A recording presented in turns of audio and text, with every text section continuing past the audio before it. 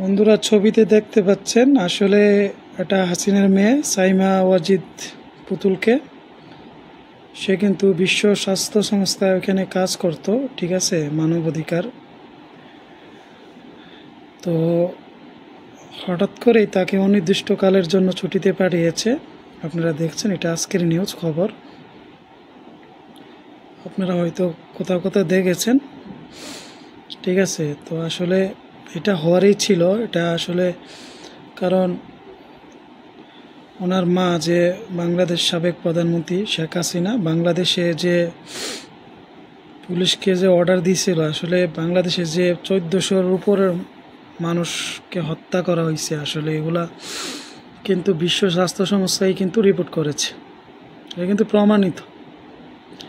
এরকম একটা নিউজ হওয়ার পর হাসিনার মেয়ে আবার ওই সংস্থায় কাজ করবে, আসলে এটা ভাবা যায় না। আসলে এটা অনেক দেরি করছে,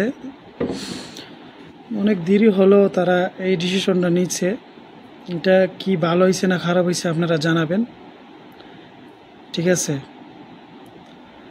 তো কমেন্টে জানাবেন, ভালো লাগলে অবশ্যই লাইক করবেন। ভালো থাকেন।